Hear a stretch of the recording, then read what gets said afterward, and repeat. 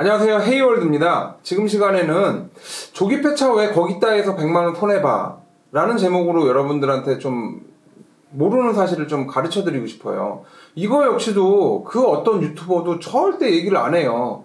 아니, 대한민국엔 자동차 유튜버 없나요? 대한민국에는 중고차 유튜버들 없어요? 맨날 뭐 무슨 차가 얼마예요 뭐 이런 영상만 올리지 실제적인 정보를 전달을 해드려야 되는 거잖아요.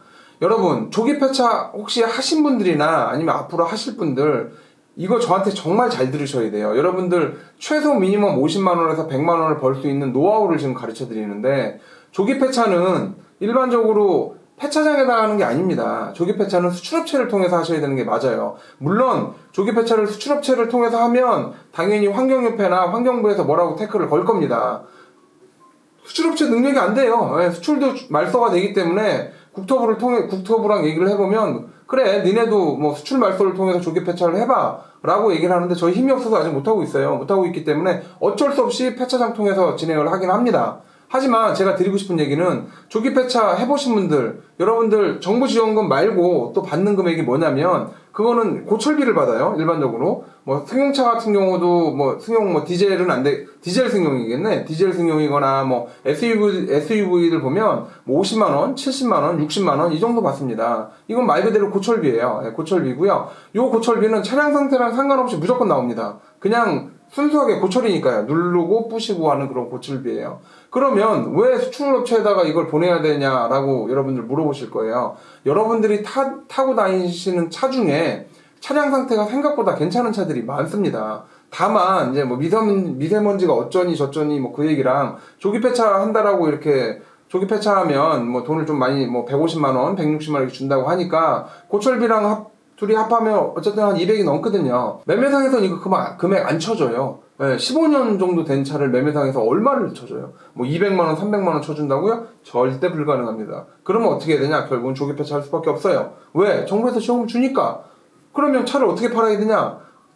차가 멀쩡해, 엄청 잘 나가. 시속 한 150km에서도 뭐 진동 하나 없이도 잘 나가는 차가 있어요. 그런데도 불구하고 가슴 아프지만 조기 폐차를 보내야 됩니다. 그러면 그 보내려고 했더니 한다는 얘기가 고철비를 준대요. 내가 나한테 그렇게 오랫동안 정들고 사랑받은 그 차가 말이죠. 그럼 고철비 주기엔 너무 아까워요. 왜냐면 50만원, 60만원 주거든요. 하지만 잘 아셔야 되는 게, 그 차량이 결국은 어떻게 되느냐? 절대 부시지 않습니다.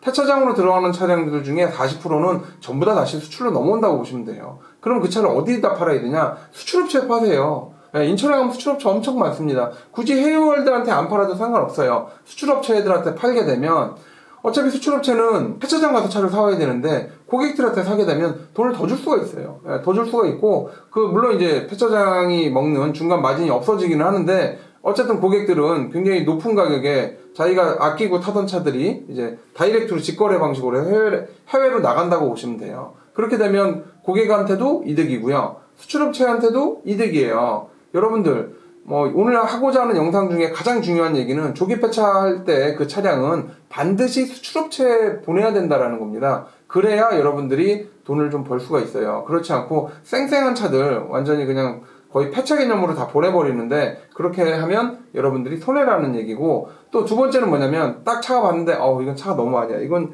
정말 폐차야. 정말 외관도 개판이고 뭐 라지에이터 다 터져 있고 뭐 제네라도 뭐 됐다 안 됐다 하고, 뭐 펜벨트 쪽에서도 막 소리도 심하고, 뭐 외관 좀 지저분한 건 괜찮습니다. 근데 이제 외관도 완전 너무 지저분하거나, 아니면 이제 저기가 안 좋거나, 아니면 엔진이나 각종 부속들이 안 좋거나, 요런 경우들, 요런 경우 또 있고요. 요런 경우에는 폐차장으로 그냥 폐차하세요, 조기 폐차. 그게 맞는 얘기고, 차량이 좀 좋거나, 내용이 좀 좋게 되면, 이제 수출이 가져가서 수출을 하니까, 수출을 감안해서 수출로 보내라는 얘기고, 그리고 가끔 조기 폐차하는데 아주 특이한 차들이 있어요. 뭐 장애인 차량이거나, 아니면 앰뷸런스거나, 아니면 특정 장치가 장착되어 있거나, 이런 차들은요, 역시 조기 폐차할 때 폐차장에 고물로 보내시면 안 됩니다. 왜 안 되냐면, 이 차 역시 해체해가지고 사용이 됩니다. 물론 뭐 특정 장치, 조향 장치가 사용되든가 해서 나중에 안전에 위협이 되는 건 아니고요. 요게 분명 가져가는 친구들이 있고요. 또 쓰인다고요. 실제로 여러분들 앰뷸런스에 들어가는 그 의자 있잖아요. 그 침대식으로 돼 있는데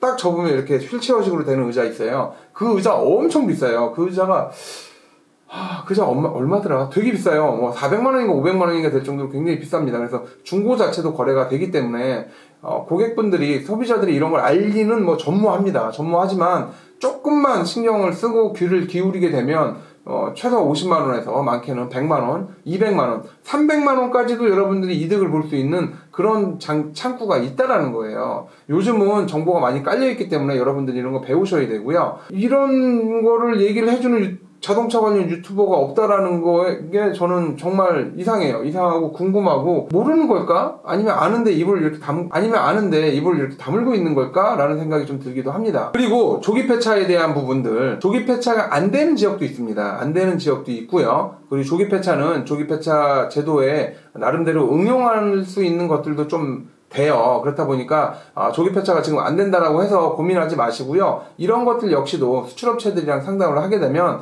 수출업체가 그거에 대한 해법을 여러분들한테 줄 수 있어요. 그냥 아까운 차 거의 헐값에 버리고서 나중에 이게 이렇게 됐구나라고 해서 너무 가슴 아파하지 마시고요. 지금 자기가 타는 차가 조기 폐차를 해야 되는 차다. 그리고 또 하나는 차가 상태가 좋다. 아니면 차에 특수한 장치들이 달려있다 라고 하면 그거는 폐차장이랑 상의하지 마시고요. 수출업체랑 상의를 해서 여러분들이 좀 더 많은 이득을 취했으면 하는 게 저 헤이월드의 바람입니다. 지금까지 헤이월드가 조기 폐차에 대해서 좋은 정보를 드려봤고요. 다음 시간에 또 뵙겠습니다. 그럼 안녕히 계세요.